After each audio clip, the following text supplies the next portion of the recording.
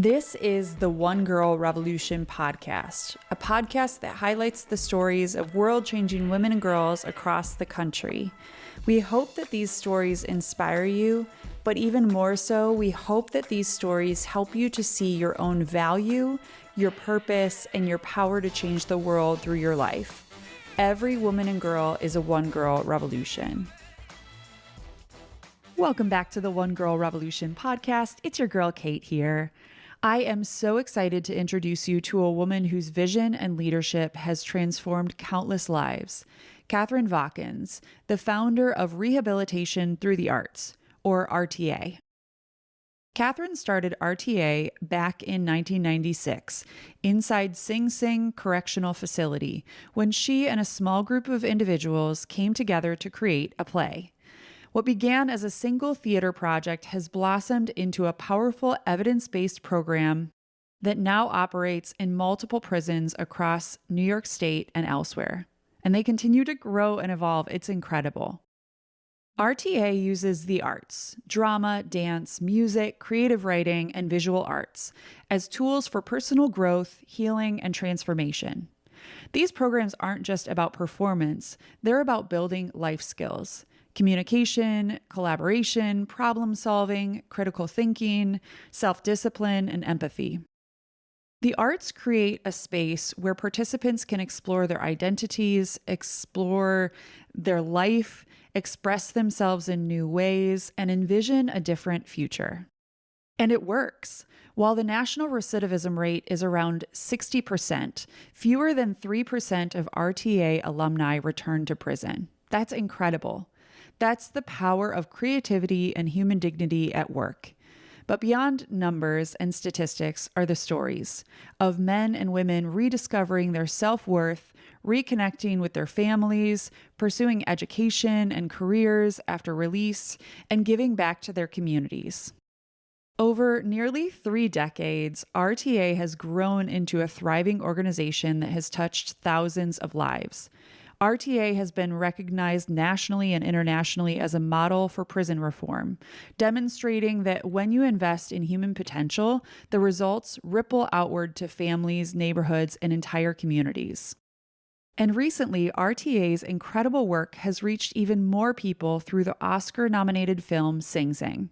The movie, inspired by RTA's programs, features both professional actors and RTA alumni. It's a beautiful reminder that the arts have a power not just to entertain, but to liberate and to heal. Sing Sing is an incredible film, and I encourage you to watch it. Katherine has spent nearly 30 years walking alongside people in prison, offering them opportunities to grow, to transform, and to reclaim their stories through the arts. She is a changemaker, a pioneer, and an inspiration to all of us. She truly is a one-girl revolution. So without further ado, here's my conversation with Katherine. Katherine, welcome to the One Girl Revolution podcast. Thank you, Kate. I am thrilled and honored to be here. I am so excited to have you on. There is so much that we need to talk about, but I so admire the work that you do and really the foundation that you laid with RTA. So we're going to get into all of that, all the great work that you do through this incredible organization. I want to talk about the incredible film Sing Sing, which really highlighted the incredible work of RTA. So we'll talk about all of those things. We'll see how much we can get through because I know there's so much to talk about with you. But before we get into RTA and the great work that you're doing through this incredible organization and Sing Sing and all the different things, I would love to rewind. I always love hearing sort of the evolution story, right? I think that there are little parts of our story, if we look back to when we were little girls or throughout our lives or careers, there are things that sort of set the tone or set the stage for where we end up going and where these ideas and these organizations come from. So, Katherine, I would love to rewind and just have you share with our listeners a little bit about who you are, where you're from, and a little bit about your life maybe before RTA started. Well, I'm a middle kid that grew up in LA and New York State. I've spent the majority of my life in business, and that was a choice I made, probably prompted by my mother, who was a model of a career woman in a positive way. And I'll say a little bit more about her later on in the questions. But so I've been in business all of my life, in my adult life, first in the commercial, what we call the for-profit world, working with clients like American Express, JCPenney, and Cartier. And then the last part of it, the second half of my business life, was in the nonprofit world. I was fortunate enough to work for the World Bank on micro enterprise in Africa, and then to found and run RTA and the world that the incarcerated mass incarceration movement is all about. So that kind of sums up very briefly. If you want me to continue into how that actually worked into where I am today, the Bridge is the international marketing organization that my business partner, who became my husband, and I founded. And after the 14th year of working internationally in Asia and Europe and America, he had what is classically called a midlife correction. What does that mean? Didn't want to do what he was doing any longer. And then he ended up teaching at Sing Sing. That's the spark that brought me inside the walls. Otherwise, I'm not sure, Kate, that I would have ever gone inside the walls, because most of us grow up really not understanding who's behind the walls. And I have to say, being invited to a class of his in 1996 and seeing all the myths and stereotypes blown apart in my mind by who's behind bars. Now, these, of course, were men, and we have worked with women for many, many years in incarceration too. But that night, these were husbands and fathers and sons and uncles and people who could express themselves. And yes, they made some bad choices and they did some horrible things. And if you do the crime, you've got to do some time. But there also has to be a way to change all of that. So when I came out, I happened to ask one of the students, was there any theater going on in Sing Sing? And he said, not for the last decade. And I said, might there be interest? He said, hell yes, when can you come back? And that was how RTA was birthed in the fall of 1996. Wow. So I want to talk about that first day, because there Sure. are such powerful moments, I think, that happen. And I just went through this whole exercise. I shared with you about the girl inside, and we're coming up on the 5th anniversary of our documentary. And I had Dr. Laura Biaggi, who was featured in the course, and she taught a program through Inside Out, and but it was a theater program and absolutely incredible. And I know the power of art, but I remember being that first day when I set foot in Cook County Jail, and how transformative it was for me, even like you were sharing about, your eyes were open to the humanity of these people, right? These are real people that are often forgotten about in our world, in our culture. We don't talk about incarceration. We don't talk about incarcerated people for the most part, right? You turn on the news and it's like, I can't remember the last time that I actually heard a story even about like a positive thing going on in jail or prison, or someone who has come out of jail or prison and is doing incredible things, because there are so many stories out there like that. So I would love, Katherine, for you to share just that first day. What was the feeling when you walked in, and like, what was that experience like for people that are listening? So I guess what we're talking about is the first day I came in after asking that question, and then 3 weeks later going back in to talk to them. And I must admit, as a woman who had never been inside a prison outside of going to the graduation, which is part of the reason I was in prison, my husband's class graduated, I was a little nervous. I was going to the schoolhouse at Sing Sing, which is a fairly safe place to be, considering Sing Sing is a maximum security prison. And in that day, there were 2,500 incarcerated there, and they are supposedly the worst of the worst. So I did ask my partner slash husband to come with me that first night, but that was the only time he ever did. Because I realized soon after that that when you gift people in prison with your presence, with your experience, when you're willing to share your life and your skills and learn who they are, there's no harm. There's no danger. There's nothing. So actually, I think that first night, sitting in the schoolhouse on the second floor, listening to 8 men who wanted to write a play about what they knew the most. It was the hood. They wanted to write about violence, and they wanted to write about denial, and they wanted to write, of course, about, at that time, HIV and AIDS and drugs. But they also wanted to write a play about the power of the human spirit to change. And they wanted me, who my husband had explained at one time was a woman who got things done, to actually get that approved for Sing Sing. And that was the beginning. And I learned by listening to these men that one had written the first chapter, one had written the second act, the third one had written the third act, a fourth one had been like the dramaturge. He'd gone through and been sure that it was all well said. And then they had to share parts of their lives in order for me to understand why this play was so important to them and why they thought the population at Sing Sing should hear it. And that was how it was. And that was more than just blowing away the myths and stereotypes. That was learning about who these folks really are. I mean, really getting to know them, because until you get to know the folks on the inside, you still can have those myths and stereotypes. Working with them changes everything. Yeah, it's so important, especially in this day and age. We often put ourselves in boxes, right? But we also put other people in boxes, even just by, oh, so and so lives in this zip code or this neighborhood or this thing, or they're this faith tradition, or we put people in boxes all the time. And one thing that it really has taught me, going into Cook County Jail is stepping out and saying, look, like we're all one step away from Cook County or from Sing Sing, right? You look back at your life and there are so many instances where being in the wrong place at the wrong time, or Well, having the wrong group of friends, or being in business with somebody that takes you down this trajectory, right? There are stories behind every single individual. And it's so important to create these spaces and the power of art and theater. And I know that that is exactly what you're doing through rehabilitation through the arts. So you go in, you come up with this concept, like, let's do a theater program. At what point, Katherine, did it really kind of take on a life of its own where you were like, all right, we're doing this one play? And when did you really think like, wow, we're really on to something? We need to turn this into a nonprofit, or was it kind of all at the same time? it's a really good question, Kate, because it was, I would clearly call it organic. I did not plan to start a nonprofit. I really didn't. I was running our international marketing company at that time, and I was perfectly fine. It just was I used the spiritual term, it was a calling. You really don't do this work unless you, because it's not about money and it's not about ego. It's about changing people's lives. And you don't know that until you start. So yes, we put on the play. It took a year for that to happen. The program was called the Theater Workshop, which is what Department of Corrections allowed to happen at Sing Sing that first year.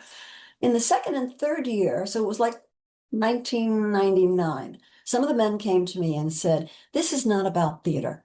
This is about rehabilitation. And we want you to change the name of the organization from the Theater Workshop to Rehabilitation Through the Arts. And I said, but we don't come in here to rehab you. That's not who we are. And he said, that doesn't matter. We're learning that this is about our lives and who we are and self-development. And so the term rehabilitation through the art makes more sense. So we did change the name 2 years later, incorporate as a nonprofit, and begin to set up the whole sequence of what you need to be a nonprofit, boards and minutes and all the rest of that. And at some point begin to realize that you can't do it all for free. You can't have all volunteers. You can't have all the plays being copied at Pfizer, where one of our volunteers worked in New York. And you had to start raising money. So that became an organic movement over the first, like, say, 3 or 4 years of its existence. So that's how we got started. At One Girl Revolution, we believe every woman and girl has the power to change the world every single day. Through the One Girl Revolution podcast, our short documentaries, and our social media content, we elevate the voices and stories of women and girls who are making history through their lives every single day. Your support helps us continue this mission to remind every woman and girl that she has value, purpose, and the power to change the world. Donate today at onegirlrevolution.com/donate. That's the number onegirlrevolution.com/donate, and help us keep elevating these voices and stories. For people that are listening, I know that the organization has obviously grown and evolved so much throughout the years. But for people that are listening, what is Rehabilitation Through the Arts? And what can you tell me about the great work that you do through the nonprofit? So actually, it's a today, after almost 30 years, I would say, with fairness and no arrogance, it's a world leader in what's called arts in corrections. And what does that mean? It means using the arts to teach an art form, but not so that the recipient is going to become an actor, a musician, a dancer, a writer, but as a vehicle to learn critical life skills. What does that mean? Okay, so let me use an example. We developed something that I think maybe down the road you'll be able to show, but it's something called a skill wheel. And why does that work? Because, for instance, when you're doing theater, what do you learn? I'm going to read right off of my chart. You learn to set goals and solve problems. You practice public speaking. You manage authority issues. You experience empathy, defer gratification, accept and learn to live with criticism and work as a team. Those are important life skills that many people who come to prison don't necessarily have. Disproportionately, people who are incarcerated in the jails and prisons in our country today come from fairly poor, undereducated, underdeveloped neighborhoods of marginalized populations with, in many cases, dysfunctional families, and they come into prison almost overall without a high school diploma. So they don't really understand how to live life to the fullest. And the arts delivering the specifics that they do can help them live better lives inside and return more successfully.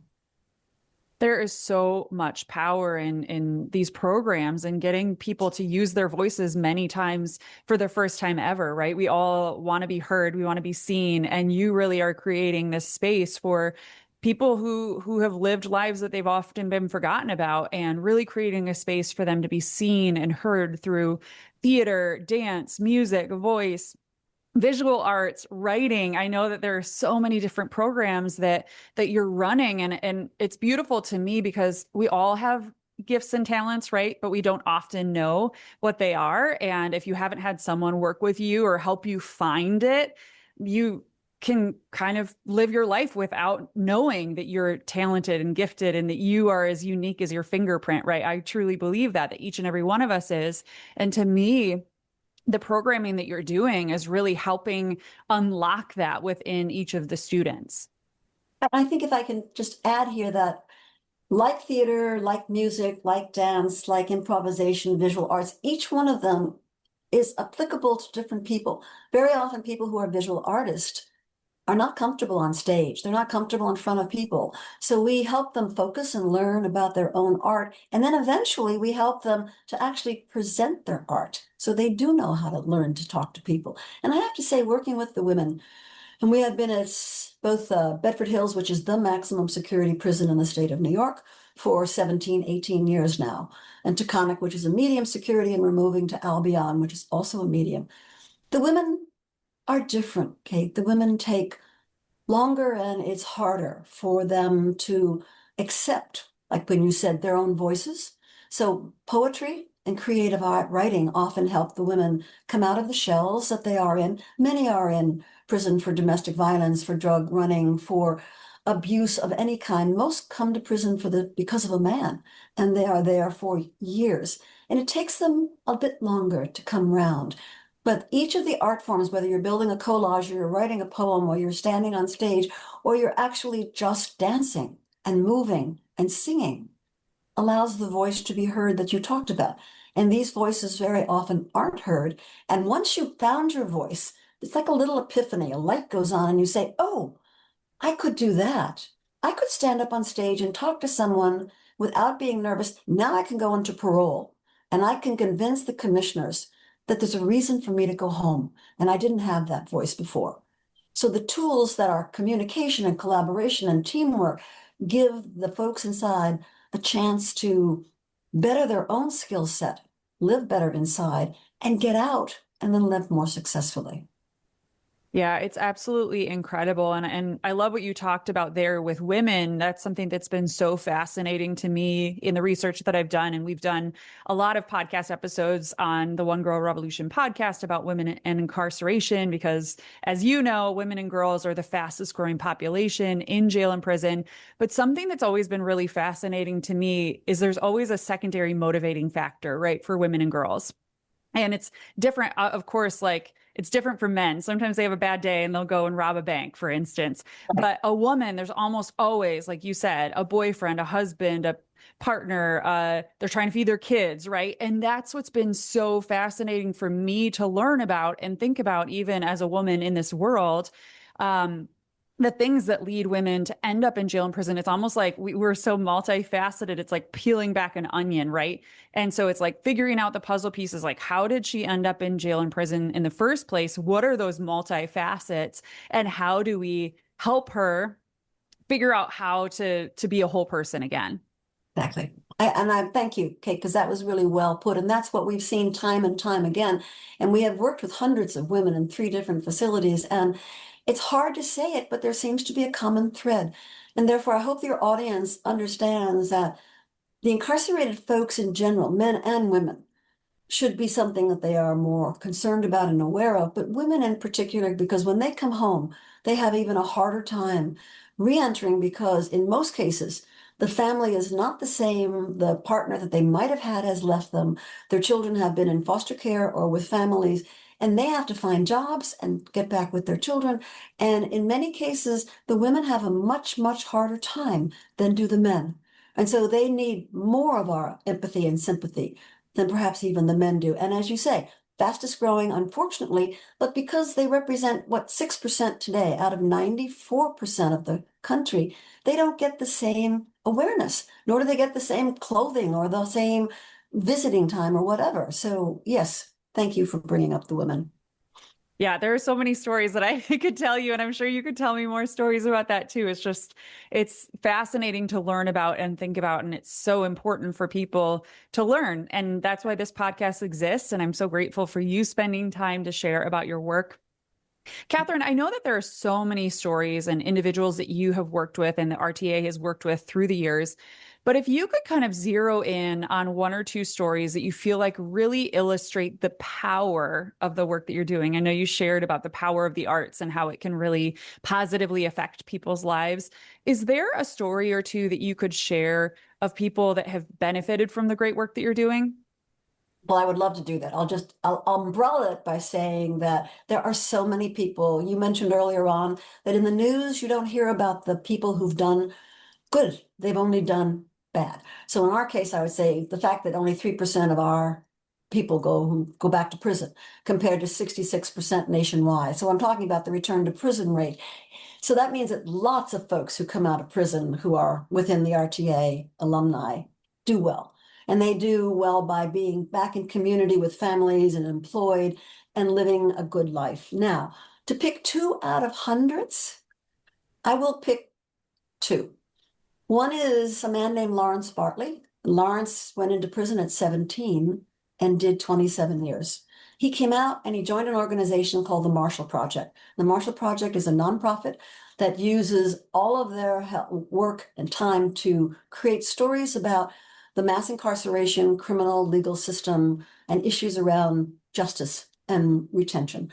And he joined, and recognizing that how much education and lack of knowledge is in prison in general, he started a magazine when he joined the company that they let him start called Inside, the Inside News.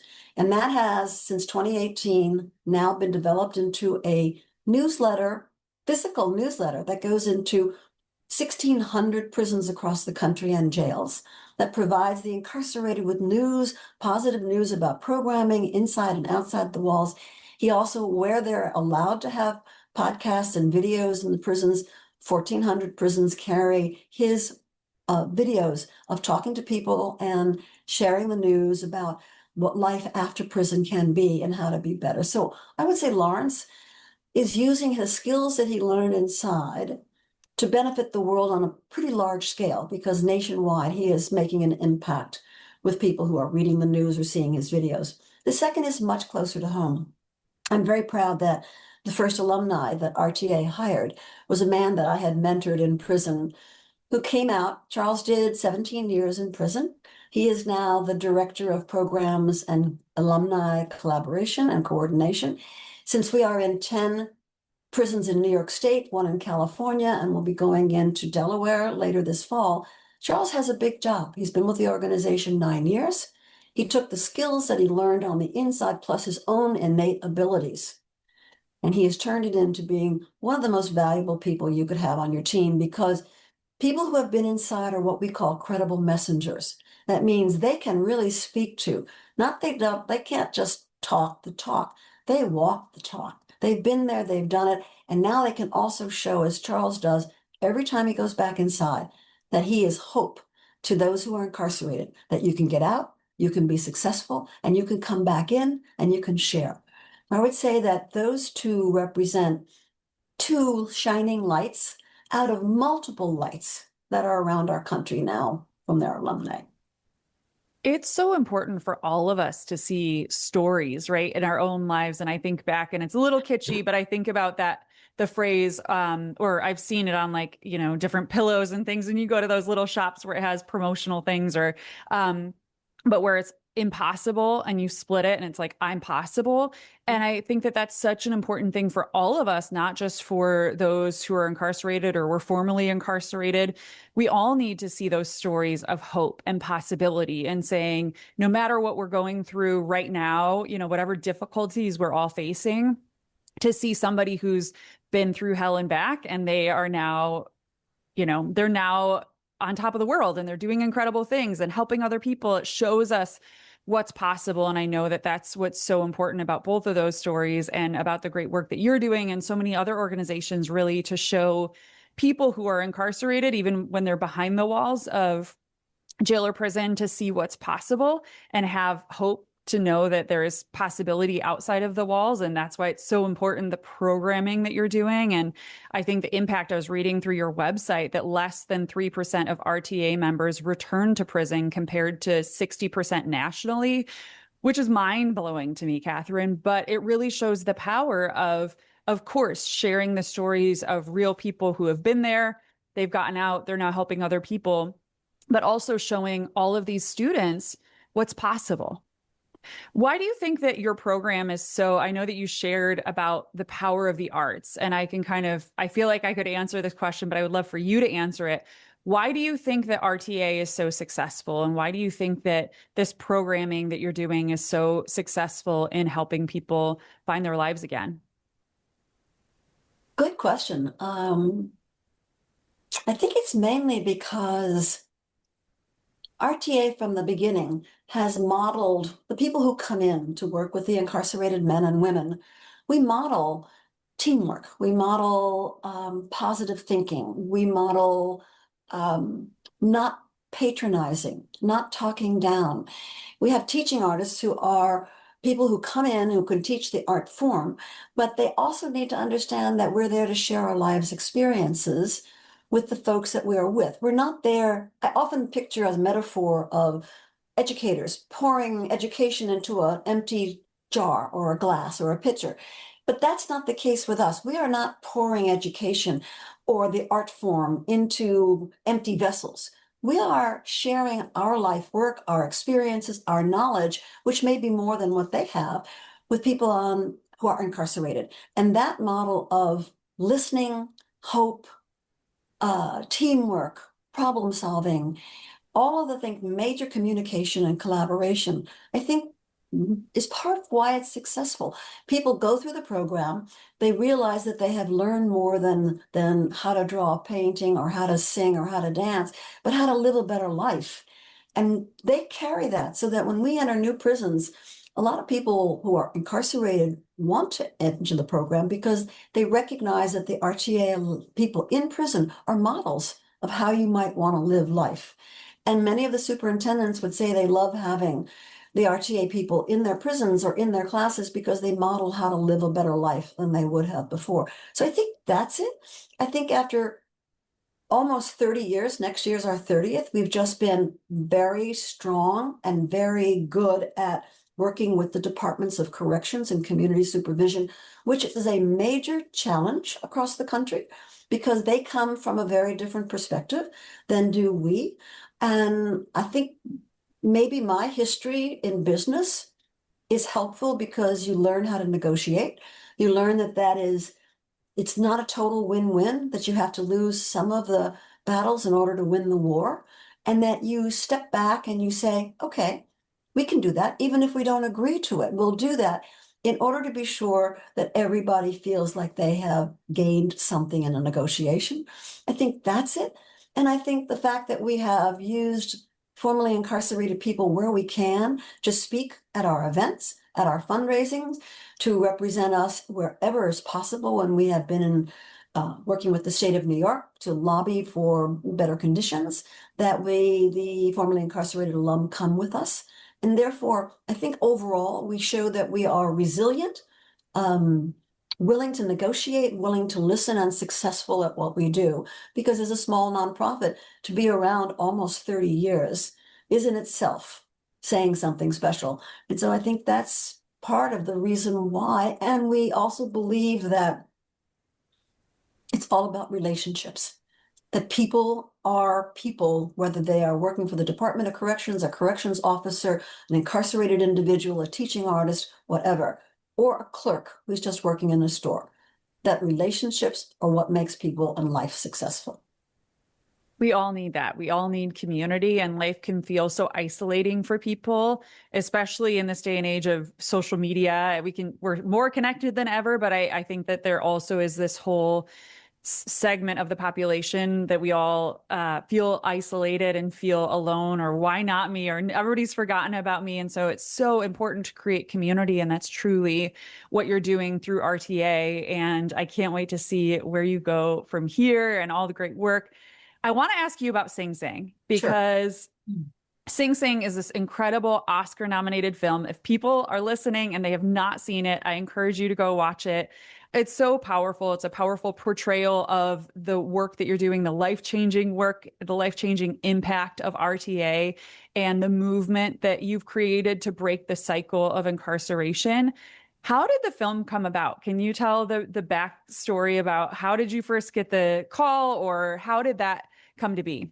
It was a call. And it's interesting because we had just finished doing a documentary. Really, literally, we had a call. People wanted to do a documentary, and we had spent a couple of years developing a documentary, and which was also based at Sing Sing. And the documentary came out in 2014 or something, and did relatively okay for a documentary, but documentaries are different, as you probably know.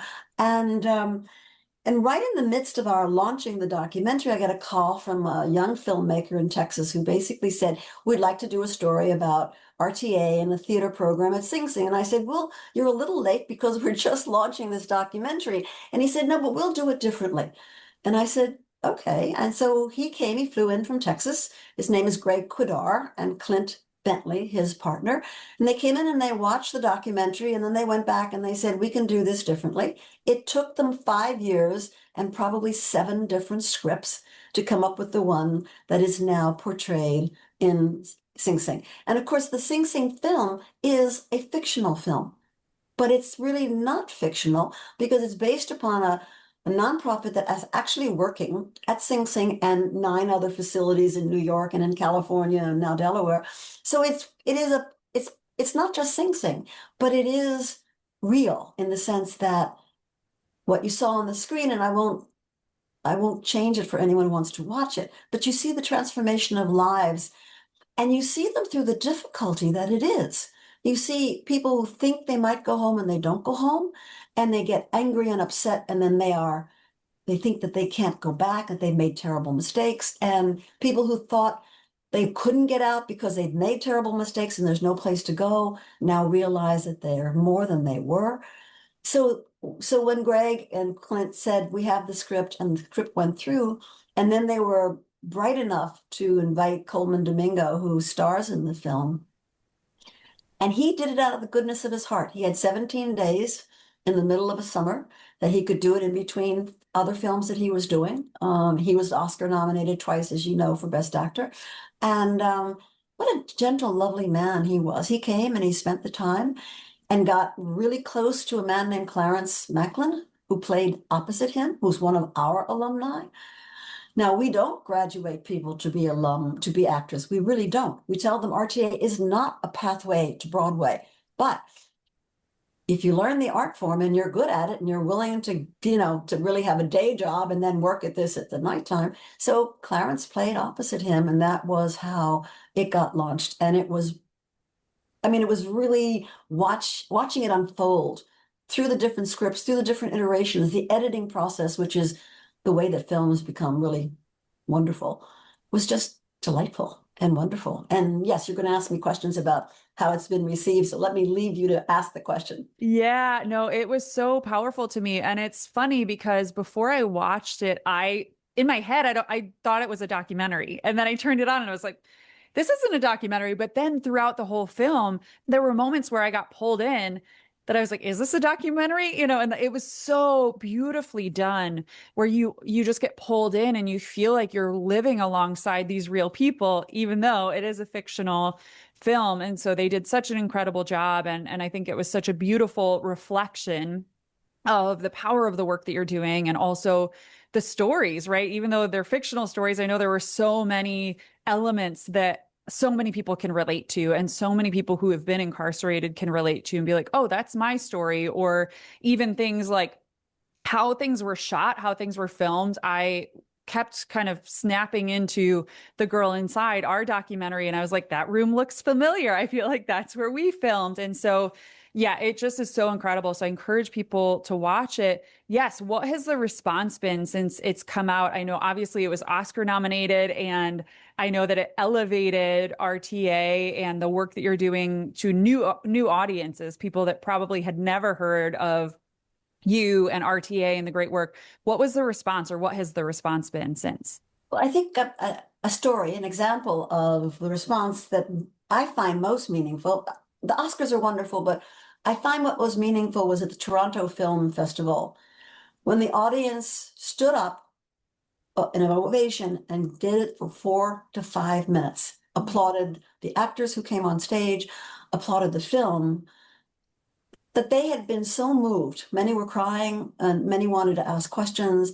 And that's what has been pervasive throughout. People watch the film, and we usually try to have an alumni or two available to answer questions if a Q&A can be had in the theater or in an educational environment or wherever it is, because people want to ask questions. And that is really because the film, unlike the documentary that didn't get around enough, the film is raising an awareness about the humanity behind the walls. That was the number one objective. Raise the awareness of the humanity around the walls and the power of the arts to transform the way people think. And when you transform the way they think, then you transform the way they behave. Because the arts make you think differently, so you behave differently, and you get different results. That's a quote directly from Kenyatta Hughes, another alumni who's doing marvelously well, but that's what he said. And I've always thought that the arts make you think different, you act differently, and you get different results. And that's exactly what we wanted people to realize. And that's why the power of that film that has been so incredibly distributed by A24, the distributor, and now it's on planes and it's on, I think, Amazon Prime and on HBO, is that people can learn from this, that those on the inside are people, humanity, deserve a second chance, and they have the power to change. So it's met all the expectations I could have wanted. 5 years ago, we released The Girl Inside, an Emmy-nominated short documentary that tells the powerful stories of women incarcerated within Cook County Jail. This film follows Dr. Laura Biaggi's life-changing course, Storytelling as a Healing Art, and reunites her with 5 of her former students for one unforgettable day, a day that revealed the power of our voices, our stories, and the resilience within every woman.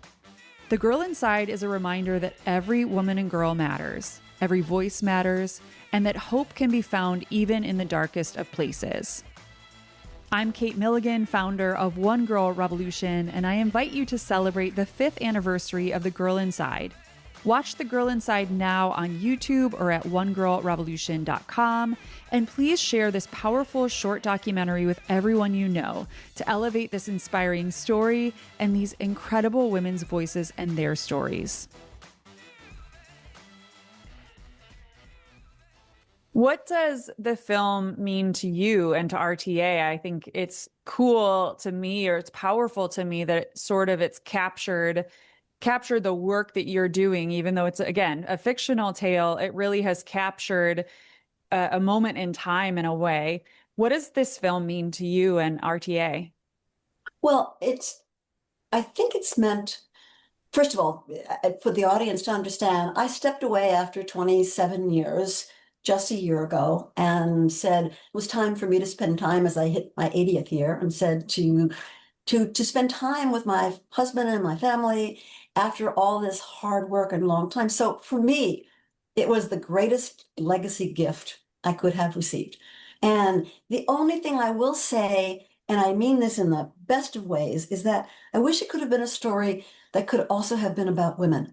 But there is no way to have done both stories in the same film.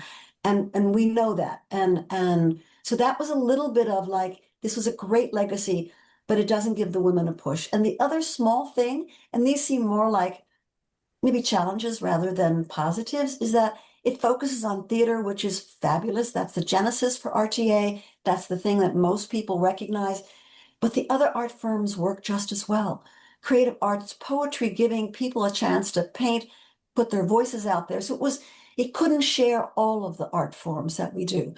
But again, I think the greatest gift was that it was my legacy. It was my honorary gift as I was moving aside. And then I have other gifts which have to do with bringing on, as the next executive director for RTA, a formerly incarcerated alumni from our program. I am so proud that a person with carceral experience, a credible messenger, is leading the program, as is the second in command who's leading the program. So these are fabulous legacies that maybe not just the film, but as I step away and still am there to talk on, panels and whatever. But that was great. Yeah. Well, and podcasts, right? I think that it's Yes. hard, it's difficult in anything, whether it's a film or a documentary. You really only get a snapshot. But what's so powerful to me about Sing Sing, like you said, it's like it opens people's eyes, and they end the film just like I hope that people always end this podcast with more questions, right? Like, oh, I loved hearing from Katherine and I loved hearing about RTA, but I want to know more. I want to go to their website. I want to get involved. And it's so important for us to see that, right? That we can't always cover every single thing. And I know that there are so many stories that you could have, put into it or added. But to me, it's such a beautiful standalone piece, and it truly is a piece of your legacy. And I love that it continues on. So I will put the links for people to watch Sing Sing and your documentary as well. And obviously to go to the website and continue to follow. Katherine, I know that you're not at the helm right now. I know that you have amazing people that have taken over, but where do you hope that rehabilitation through the arts goes from here? And what impact do you hope that RTA will have on the world?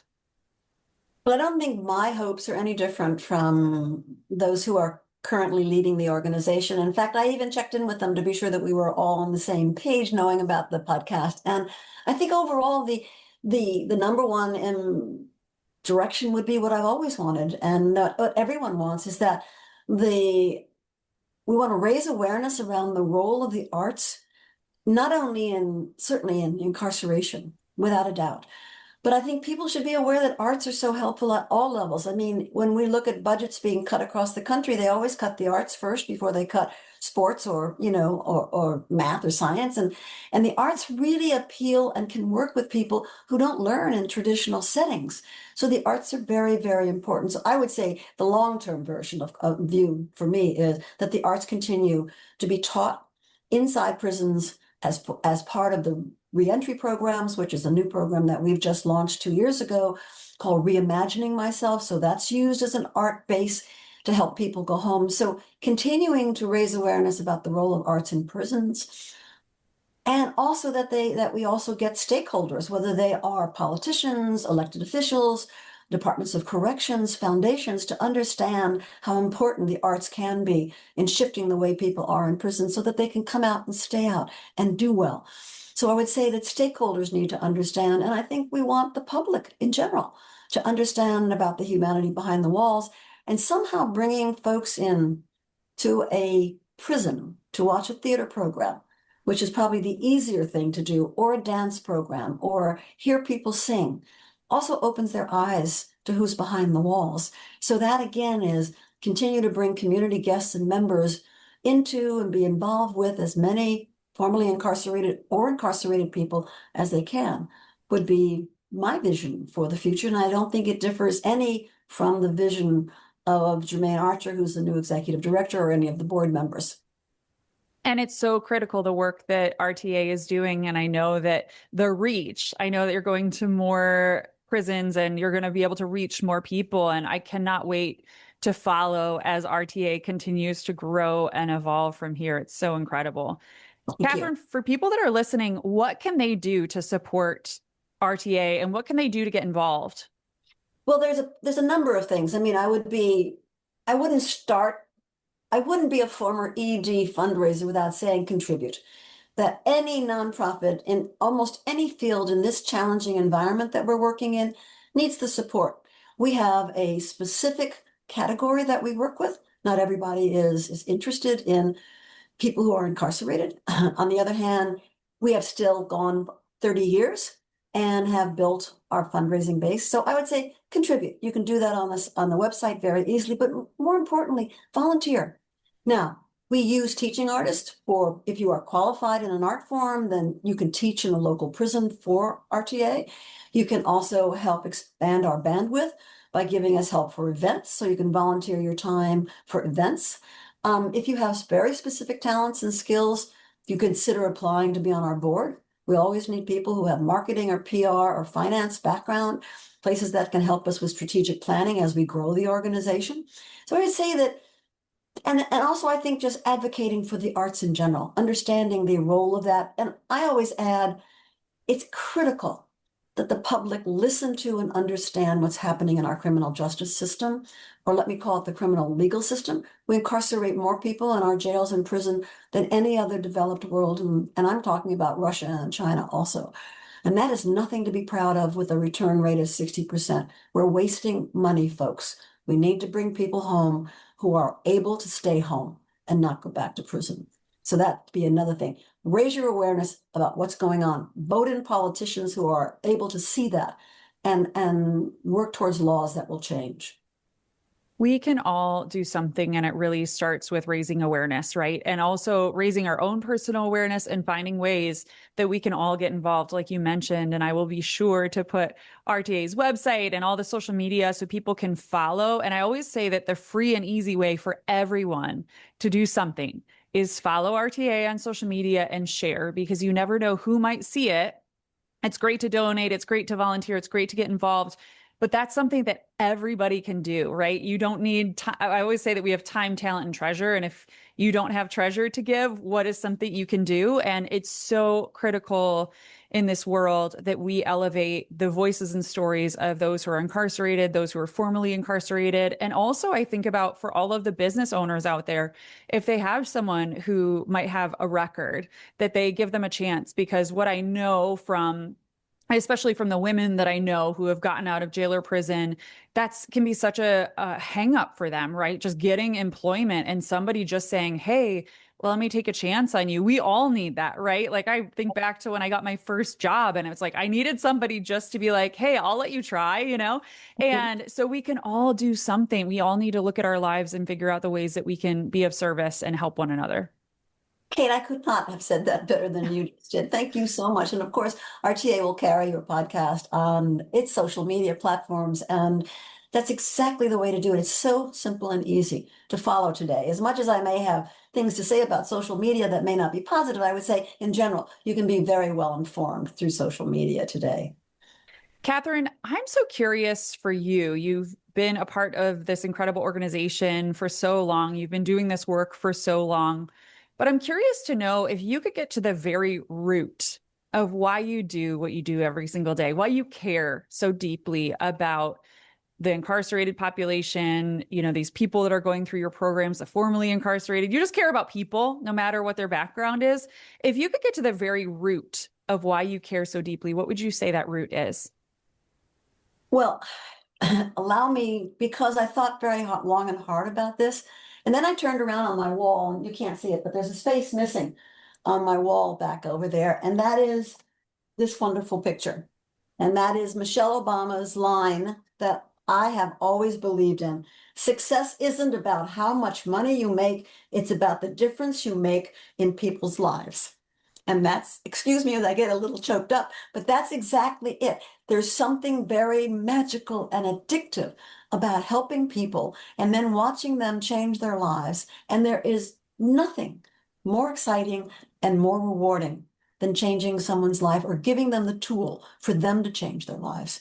And I thank Michelle Obama for having said that and for allowing me to adopt that, because the other thing that I wear on my wrist says live, love, and serve. And that is exactly what I believe we should all be doing. You are such an inspiration, and I can't wait to stay in touch with you. And I hope I get to meet you in person. And I can't wait to continue to follow everything that RTA is doing. Katherine, I wanted to have you on this podcast because you are a one girl revolution. And I know that you know so many one girl revolutions. So this might be a difficult question for you. I'm sure it is. It's a difficult question for me, but I always ask it.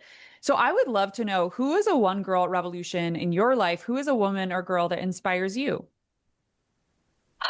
I did spend a lot of time, Kate, thinking about that. And I'm afraid I'm going to fall back on something that is very true to a lot of people. My mother. Why my mother? My mother died when I was 16, so I didn't really know her as long. But what she modeled as a career woman for me, she was campaign director of the American Cancer Society and Cerebral Palsy, and she worked for an organization also called Welcome Wagon, which may not exist today, but was about community building. And it was always about, how can you help people? How can you help them through, in her case, public relations and fundraising, and in Welcome Wagon's case, about talking to your neighbors. And I think that model from my early childhood up until my 16th year was something that was just part of the tapestry of who I was. And whenever I worked, even in the for-profit world and running our own business, it was always about relationships and compassion and treating people as part of a team rather than a hierarchical. And that was really the example my mother always had, was that she was, even back in the, we're talking about the 50s now, as a woman in charge, this was about working together where everyone was part of the team, not that you were the boss. And I think that thread, that tapestry, was woven into me, and why, when the chance came to see something like I did that night at Sing Sing, it all fell into place, which is why I use the word calling, because up until then I was working. After that, I was called to do this work, and that work meant this was more important than anything else I had done in my previous years. Thank you for that question. Yeah. So the last question, Katherine, that I always end this podcast on, and I would like to ask you, if you could leave women and girls around the world with one message, what would it be? To thine own self be true. I know that's a line that doesn't mean much. What does that mean? It means we as women so often backpedal in an attempt to please someone, or to do something that is going to be accepted better, or to dress in a certain way because that's what's expected of us in society. And I'd have to say, think long and hard about trying to live up to the expectations of society about how you should think, how you should work, how you should wear, what you should be, celebrate who you are internally. Spend the time to process what you feel like. There's a tagline from RTA called trust the process. And the process really means listening to your own heart, or listening to a good friend, or going even to a psychotherapist and recognizing who you are as a human being. Don't do it because the tribe thinks you should do it. I didn't do what I did in my life ever because I was supposed to do it. I did it because it was the right thing for me. And I think that to that own self be true is really what it's all about. Where is the authentic person in you? How do you find it? And then how do you stay with it? Because that's what gives you balance and love and satisfaction in life. Katherine, you are such an inspiration. Thank you so much for all that you are. Thank you for everything that you do and everything that you've created through RTA and all of your incredible work. Thank you so much for being on the One Girl Revolution podcast. And I can't wait to continue to stay in touch with you and follow everything that RTA does. Thank you. Best of wishes to you, Kate. Wonderful work. For more from One Girl Revolution, to listen to all of our podcast episodes, watch our Emmy-nominated documentary series, follow us on social media, donate to our nonprofit organization, and more, please visit onegirlrevolution.com. That's the number onegirlrevolution.com.